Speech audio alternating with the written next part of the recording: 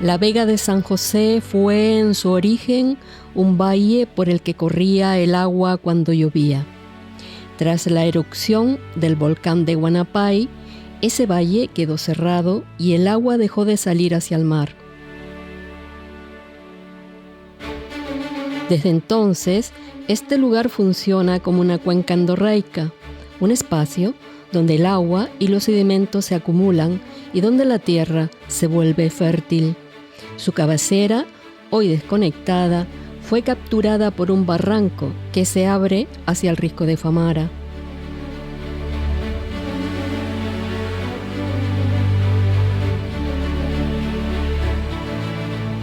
Por esta historia geológica, la Vega de San José está reconocida en el Catálogo Nacional como lugar de interés geológico.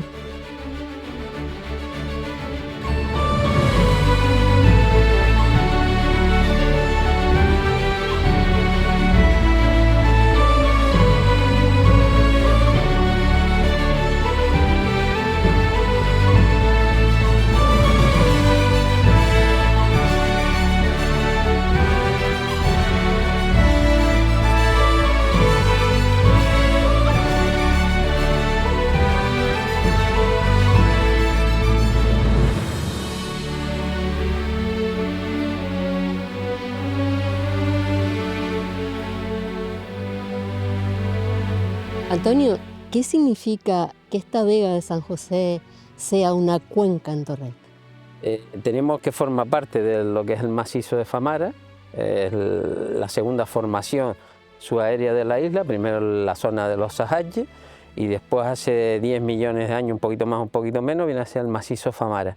La isla de los Sajalles primera, segunda la isla Famara y la isla Díaz. Lanzarote son 3 islas. Vale. Y esta va sedimentando, arrojando sedimentos, es decir, el Famara hacia la de Díaz y va conformando todo ese espacio estable. Hay un proceso de calma sobre aproximadamente hace 3 millones y medio de años, que ya es el Pleistoceno, empieza la erosión y empieza a formarse lo que viene a ser en este caso el desmantelamiento de ese edificio. Tenemos hacia este lado lo que viene a ser la zona de Gimia, y cierra esta vega con la otra vega que es la de Teguise, vertiendo hacia la zona del Jable. En la serie 2, que es la que decíamos hace 1.600.000 años, Gimia cierra el desagüe de esta vega con la vega de Teguise. ¿Y qué pasa? Que en la serie 2 también nos aparece lo que es la montaña Huanapay, si te fijas, queda casi cerrada, es decir, lo que viene a ser una cuenca endorreica que se va depositando, pero claro, tenemos la capacidad, que los suelos son volcánicos, la parte inferior, y eso lo que facilita es la filtración. Has adelantado algo hablando de sedimentos, pero ¿qué consecuencias tiene la geología para los suelos y el agua en esta Vega de San José? Bueno, tenemos que se va depositando poco a poco, entonces es una arcilla fina, es decir, es un depósito fino y por lo tanto da una buena calidad a este terreno y facilita después una serie de cultivos. Si veamos lo que viene a ser los cortes estratigráficos, vemos hacia abajo esta parte arcillosa que se nota por el color un poquito más ocre y arriba un poquito más claro. ¿Qué importancia tiene la Vega de San José desde este punto de vista geológico? Te digo, al ser una cuenca casi completamente endorreica, se va depositando el material sedimentario. Es un material muy importante en cuestiones agrícolas relacionadas con el sector primario. También del continente africano nos viene material sedimentario que se va depositando en estas vegas. Ahora nos acercamos a la historia de este lugar. Convendrás conmigo, Antonio, que para eso nos tendremos que sentar. Perfecto, sí, dialogamos.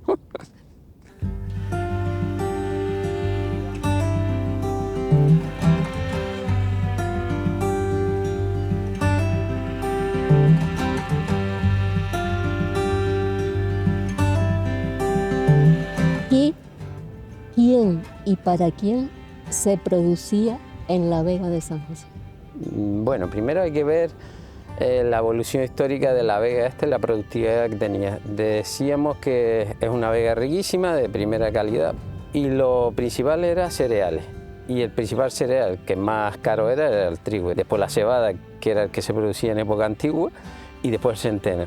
Y después lo vemos a través no solamente lo que viene a ser el terreno, sino también la toponimia. Tenemos las eras hacia aquí a la cabecera de lo que es el valle, tenemos hacia la salida hacia Teguise las eritas, los molinos, aquí mismo había una era, en principio son los que acompañan al marqués, el mismo marqués también tenía propiedades aquí, por ejemplo, de finales del siglo XVI tenemos al capitán Gonzalo de Quintana que tenía 10 fanegas.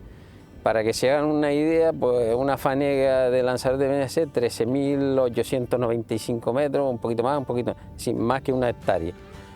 Imagínate 10 fanegas, porque esto estaba pegado a Teguise y esto estaba repartido entre la élite política y económica de Lanzarote de aquel momento. Después hay un cambio posterior y sigue siendo todavía el trigo el predominante en la zona.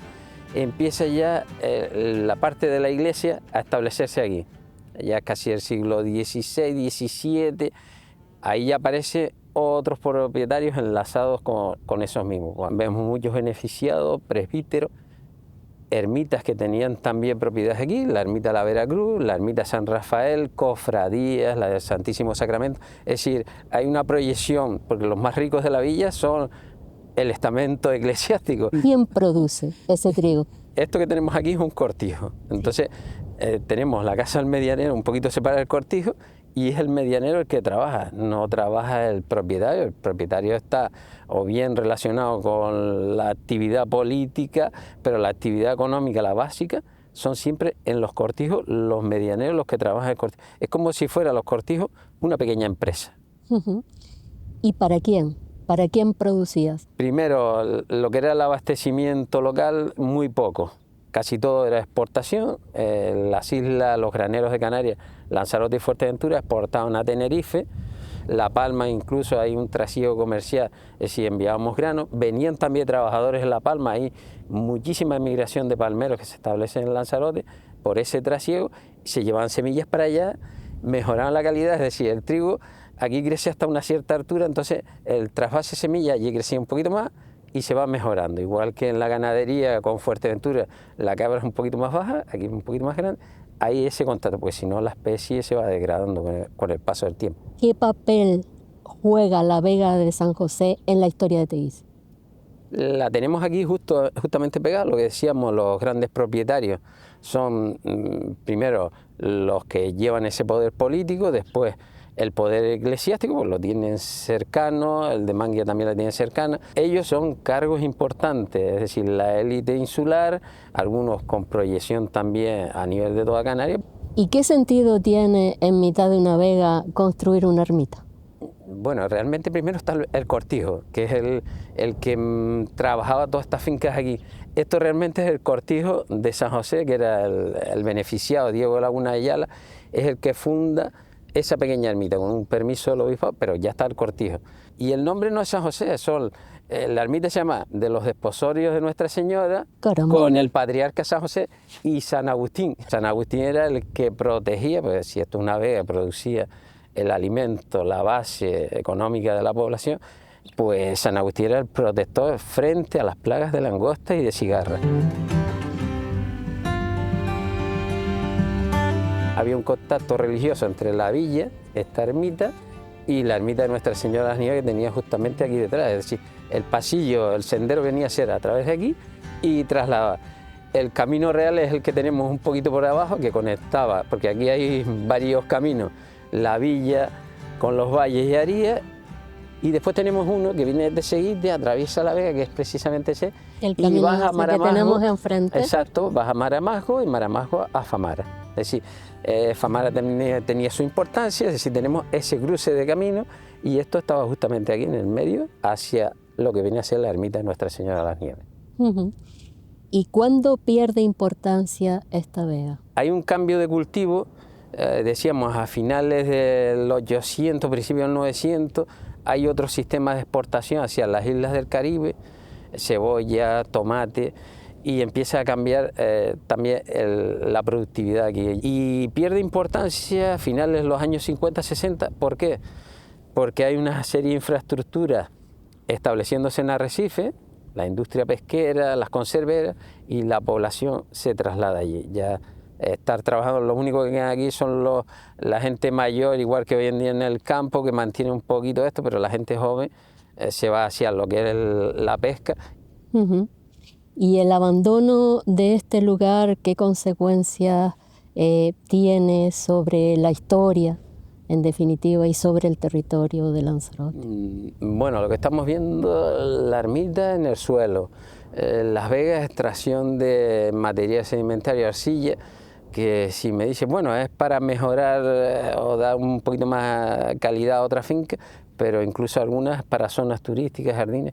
Entonces estamos como el que tira dinero a la basura directamente. ¿Se puede aprovechar esta vega todavía hoy en día? Sí, claro, se puede restaurar, esto también se puede restaurar. Es decir, hay mucha capacidad de llevar a cabo, sobre todo cuando estamos hablando hoy en día de soberanía alimentaria.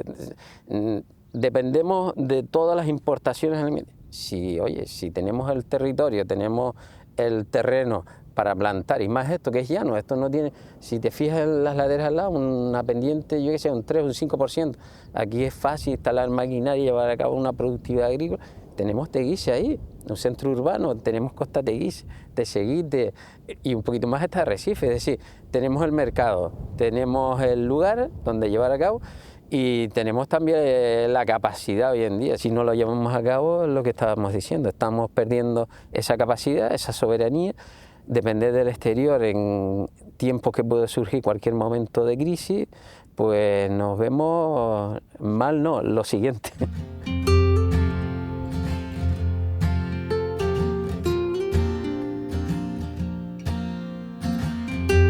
La historia de la Vega de San José se cuenta en documentos y en la memoria de quienes la trabajaron. También queda escrita en la tierra. Cuando esa tierra se extrae, no solo se pierde suelo fértil, también se pierde una parte importante de nuestro relato como pueblo.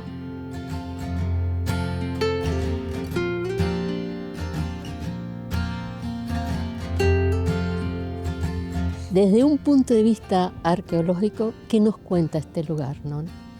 No sé, a pesar del grado de degradación que tiene este lugar, así todo muestra vestigios del pasado, incluso de la época aborigen, ¿no? Como podemos ver aquí los vestigios de una antigua mareta, posiblemente existieron varias, pero también es un lugar de asentamiento en las cercanías, como Guantecibe, como Manguia, incluso en la zona de las nieves, ¿no? Pero no solo de la época aborigen, también esto es un paisaje que tiene que ver con los primeros años de la conquista, porque justo 16 años de iniciada la conquista ya estaban los conquistadores, el más malo de todos ellos, como fue Maciot Betancourt, ya estaba sentado ¿En Teguise? En Teguise, sí.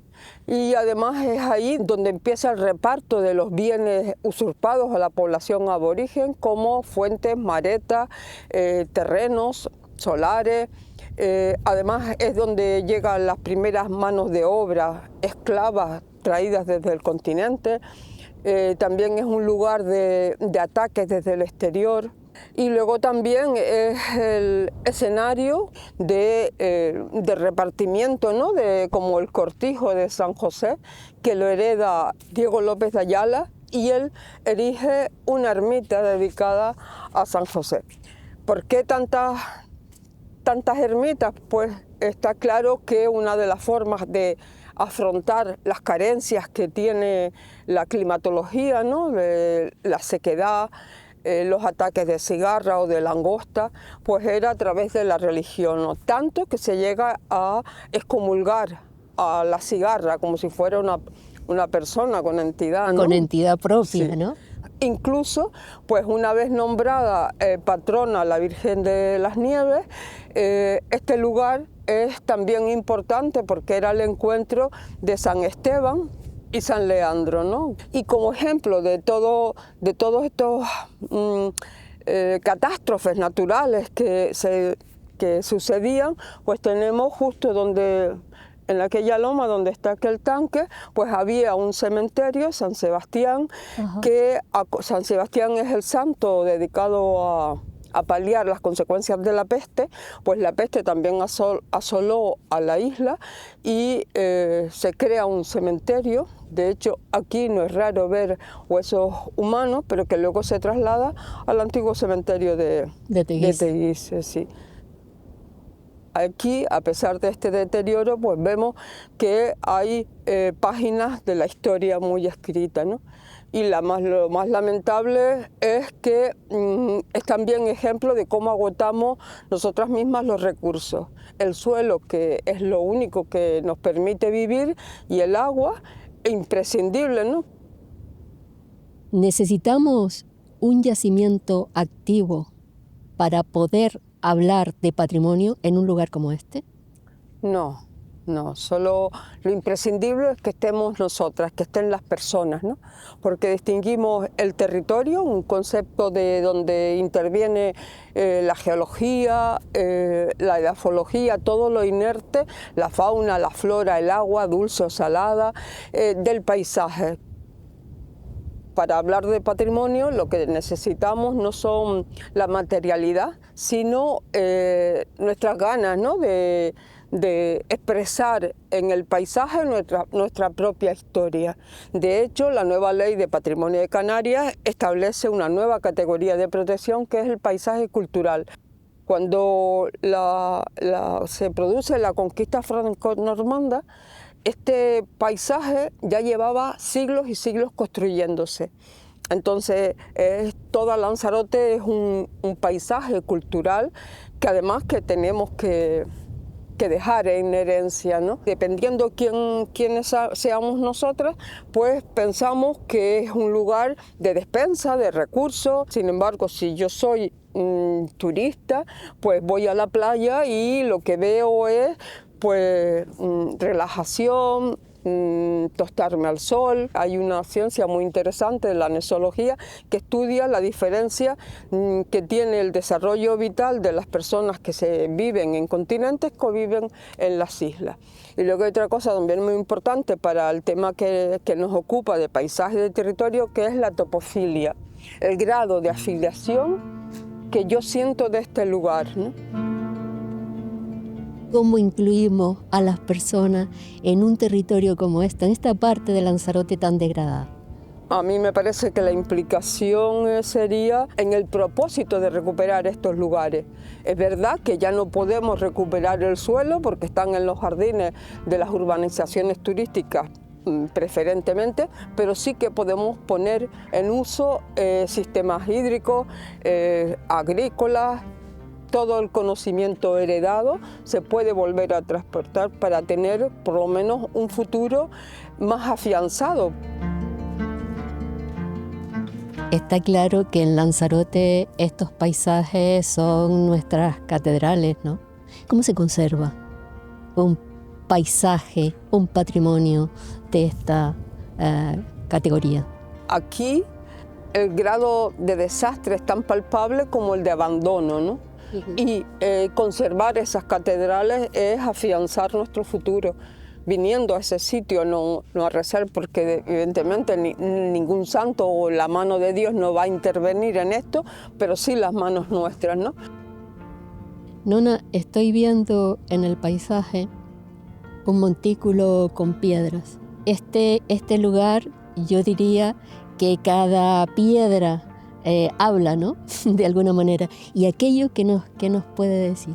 Pues sí, cada piedra cuenta, ¿no? Porque indica que cuando se empezó a sacar piedra, lo que hizo la persona que llevaba el tractor, pues acumular todas las piedras que le estorbaban para coger la tierra, ¿no?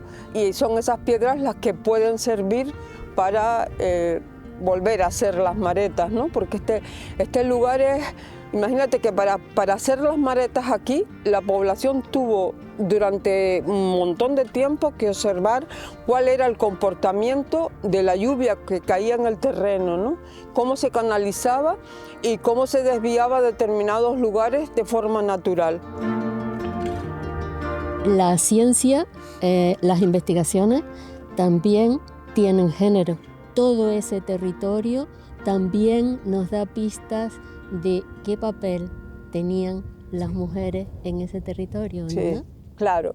La ciencia tiene género y quien escribe también, ¿no? Todos los vestigios de la cerámica también son muy importantes para los estudios de género, porque universalmente la cerámica está vinculada a la mujer. Los fragmentos de cerámica aborígenes de Lanzarote llevan decoración. La decoración no solo es la decoración, sino también es un patrón de identidad. Nadie es propietaria del territorio, pero todos pertenecen a ese territorio. Y ese grado de identidad nos obliga a conservarlo. Claro, y a conservarlo vivo. Es importante porque en ese momento las cosas dejan de ser materialidad y se convierten en identidad.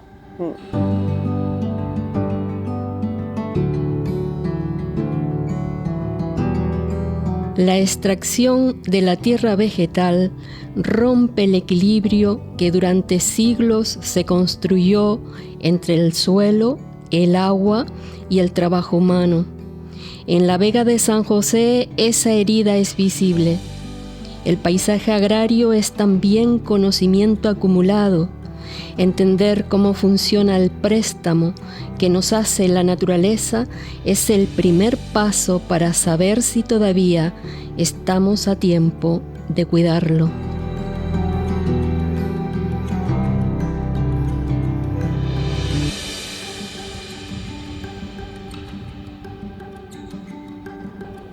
Leandro, ¿por qué esta vega ha sido históricamente tan productiva?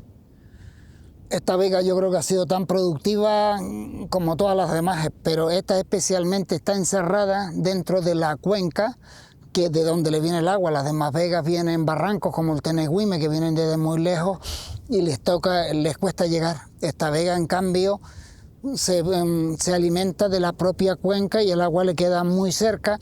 Es una vega que está muy cerca del pueblo y ha sido muy cuidada. ¿Cómo se aprovechaba el agua?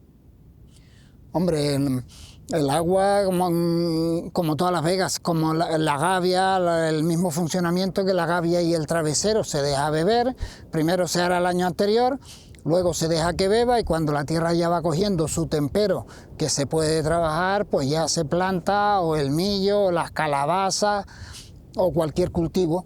Y cuando el tempero sigue avanzando un poquito más, se suelta la capa superficial para que la tierra quede suelta y no haya tensión superficial y la humedad no se evapore y la capa última de tierra nos haga como un enarenado que rompe la capilaridad del agua. ¿Por qué en una vega como esta se ha extraído tierra vegetal y qué consecuencias tiene esa extracción? Las vegas eran imprescindibles. Cuando llega el turismo, pues la gente busca otro sustento diferente y la vega se vacía por dinero. Los propietarios les compran las vegas o bien para poner tierra en los jardines de los hoteles. Y una parte importante de las nuevas generaciones no saben que los alimentos salen de la tierra, sino que salen del supermercado. Pues hemos perdido la conciencia de la importancia que es mantener el suelo, que es de donde nos alimentamos. Las generaciones anteriores sabían que lo más importante era el suelo, que era donde comían, y eso había que cuidarlo. Ahora eso yo creo que lo hemos perdido. ¿Crees que es posible en la actualidad restaurar esta vega? Sí es posible porque la vega no es la vega es bastante plana, no se ha vertido demasiados escombros, que aunque no se cultive, tenemos que tenerla preparada para cuando se necesite y para que siga enriqueciéndose, acumulando tierras de aluvión cada año y vaya recuperando por sí sola la tierra y cuando haga falta utilizarla, que se utilice. No solo la vega esta o las vegas, sino toda la superficie agrícola de la isla. Tenemos que ser más cuidadosos, ir a la frase que decir que la tierra no es nuestra, la tierra la heredamos y la tierra la tenemos que dejar en herencia en mejores condiciones que la heredamos, siempre teniendo en la cabeza que es de donde comemos. ¿Cómo recuperamos esto? Aquí no se quitaron 30 centímetros, que sería lógico en determinadas vegas rebajar la capa para que se siga rellenando y hacer un aprovechamiento, pero aquí no fue un aprovechamiento lógico, sino fue una extracción brutal. No hay suelo fértil en el fondo, entonces o se aporta tierra vegetal o se deja que se vaya enriqueciendo con muchísimos años, pero por lo menos que no se viertan escombros y que no se quede inútil. El suelo que tiene ahora ya no es suelo fértil. ¿Qué tipo de agricultura tendría sentido en un lugar como este? No es a los años 60, nosotros ahora estamos limitados por las políticas europeas, por las políticas mundiales. Viene productos de todas las partes del mundo. Cuando hace 50 años nosotros exportábamos nuestras cebollas, nuestras sandías, nuestros granos. Tías era capaz de producir tomates de exportación, el resto de la isla cebollas de exportación, sandía. Teníamos montones de cultivos que éramos capaces de cultivar en secano. En el momento que estamos ahora, yo creo que lo que procede es restaurar y conservar y estar preparados para cultivar cuando haga falta. ¿Qué podríamos buscar? Tiene que ser una agricultura ecológica, una agricultura con un valor añadido que nos diferencie de los productos que van a venir. Nuestros productos no tienen ningún pesticida dañino porque aquí están prohibidos. Nuestros productos son sanos, los niños y todos podemos comer sanos si consumimos la agricultura de aquí. ¿Y qué condiciones se tendrían que dar en la isla para precisamente reconstruir todo esto, toda esta vega? Tiene que haber una concienciación del consumidor, de decir la necesidad de consumir ese producto de la tierra, la seriedad del agricultor en producir productos sanos, la concienciación política de saber la importancia que tiene. Y yo creo que teníamos que empezar a hacer esa concienciación en las escuelas, que son las generaciones que después van a estar formadas, que cuando lleguen adultos sepan la importancia que tiene. Es que no solo en este momento, es que tiene que ser siempre, porque cuando llegan los momentos que es importante, si no estamos preparados ya no hay tiempo para que nos solucionen los problemas. Hace falta política agraria, la ordenación del suelo no ayuda para nada. Hace 60 años el 90% eran agricultores, yo creo que ahora no son ni el 1%, y el agricultor y el ganadero son personas que molestan al resto de la población. Y la introducción de la vivienda vacacional en los núcleos rurales pues hace todavía más desplazar al agricultor y cualquier labor que moleste a una persona que está de vacaciones. En realidad estamos en un callejón sin salida. No. ¿No? Lo que no queremos es ver la salida. Si tenemos voluntad, podemos ordenarnos todos y entonces buscar una solución equilibrada. Ahora hay una riqueza, viene todo el mundo. Si cualquier crisis que no sabemos cómo se evoluciona, que puede seguir esto igual 200 años o no, pero tenemos que estar preparados para, si hay un cambio, decir que la comida la sacamos nosotros del suelo. En la Vega de San José, el planeamiento territorial reconoce la extracción de tierra vegetal destinada a la agricultura, pero esta actividad tiene carácter temporal. La normativa insular establece que una vez finalizada la explotación, el terreno debe ser restaurado mediante un plan de regeneración ambiental. El objetivo es recuperar la vega de sus enormes cicatrices y garantizar que el paisaje agrícola continúe formando parte del territorio. La Vega de San José no es solo memoria, su futuro depende de las decisiones que se toman hoy. Cómo se ordena, cómo se protege y cómo se gestiona el territorio.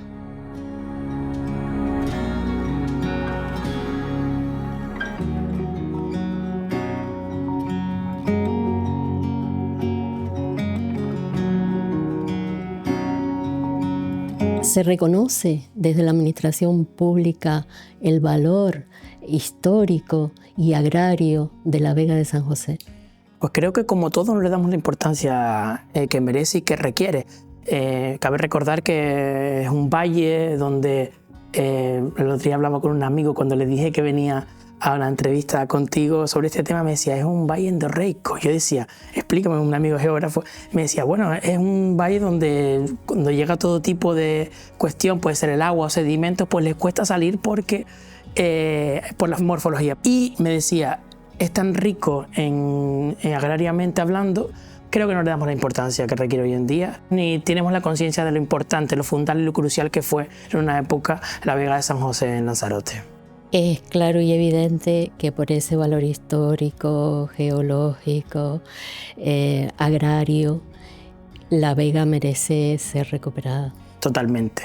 Y aparte que merece ser recuperado, creo que eso lo debemos a quienes durante generaciones tuvieron todo eso cultivado para poder ser el sustento de muchas familias en la isla de Lanzarote. Pasé corriendo hace unos días y la verdad que hay parte recuperada, sobre todo en los aledaños de las montañas, pero la zona central está bastante deteriorada. Creo que por parte, de este caso, del Cabildo, del Ayuntamiento y del Gobierno, que estamos en zonas de recuperaciones, pues debe ser la Vega San José las próximas actuaciones para poder recuperar y volver fértil una tierra que nos dio todo hace mucho tiempo, ¿no? ¿Y cuál sería el papel de las distintas administraciones públicas en la restauración de esta vega? Lo primero es proteger, y se protege con planeamiento, porque a través de esa protección salvaguardamos de cualquier otro tipo de intención y sobre todo determinados qué usos se pueden dar en esa porción de tierra de la isla de Lanzarote, concretamente en la villa de Teguise. Y creo que es fundamental, una vez que protejamos, recuperar. Y recuperar se puede hacer de distintos ámbitos. Todo el patrimonio cultural que tiene esa ermita que está cayéndose y todo lo que agrariamente supuso deben ser una reversión de nuestra vida para volver y sobre todo para no repetir los fallos que tuvimos en el pasado. Creo que Teguise debe determinar qué quiere hacer con esa zona, siempre dentro de los cánones agrarios, y luego el Cabildo debe desarrollar el proyecto y el Gobierno cofinanciarlo con el Cabildo, como estamos haciendo en las cumbres de Famara. Decía que a lo mejor se excede de la esfera de sus competencias, pero allí siempre han existido experiencias de captación de niebla. ¿Se contempla alguna actuación? Hay una parte del proyecto que requiere aprovechamiento de agua. Es un proyecto increíble. Tanto a mí me emociona mucho eso y me emociona también la recuperación de conos volcánicos de la parte del Parque Natural de los Volcanes. Ya hemos recuperado Montaña Negra, ya vamos a Montaña Colorada y también vamos por la zona de los Rostros de Mancha Blanca. Volvamos a la Vega de San José y hablemos del plan de ordenación del territorio de Lanzarote y del archipiélago Chinijo y hablemos de lo que se contempla para esta zona. Sí, es verdad que el plan no determina actuaciones fijas, lo que establece son categorías y esas categorías tienen unos determinados usos que son los usos que se van a dar a las consiguientes parcelas. En esta parcela es eminentemente rural de protección agraria. Es verdad que hay una parte de zona, como hablamos antes, minera, y después también hay una parte de esa zona que hay un patrimonio cultural que hay que rehabilitar en un futuro. Esa zona de patrimonio cultural también está integrada dentro del plan de ordenación, pero esa zona es eminente y su recuperación debe y tiene que ser rústica y en este caso de protección agraria. Hay una mina. En este caso, el plan de ordenación de alguna manera nos dice que es una cuestión provisional y que debemos, una vez que hayamos sacado el material, deberíamos restaurarlo. Lo que pretendemos es la recuperación y esa recuperación no puede ser compatible con extracción. El proceso de extracción ha sido bastante y que creemos que ya no se puede más y que esa zona tan rica por sus sedimentos, por la acumulación de agua y por todo lo que nos ha dado merece ser recuperada como estaba anteriormente, que era eminentemente agrario, en este caso de protección de agricultura, y también como el patrimonio cultural que tuvo con esa iglesia de San José. Y ese patrimonio que está ahí ¿tiene la titularidad el Cabildo de Lanzarote? No tiene la titularidad del Cabildo. Evidentemente la historia de Teguise no se podría explicar sin la Vega de San José. No, como sabes, tengo mucha familia en Teguise por parte de padre y esta fue uno de los sitios que muchos, por ejemplo mis abuelos que eran de las laderas, una zona tan pobre para poder cultivar, a los que envidiaban a los que tenían sus terrenitos o sus fincas en la Vega de San José.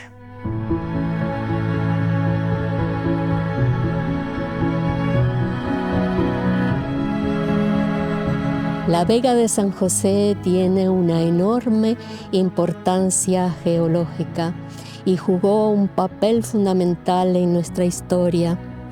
Nos recuerda que la naturaleza nos hace un préstamo que nos obliga a cuidarlo y a recuperarlo.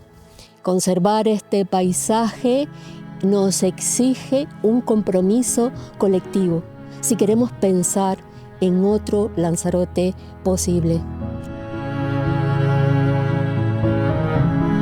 Este documento audiovisual está dedicado a la memoria de Domingo Concepción, biólogo, agricultor, activista, amante de los pájaros, investigador, docente y amigo.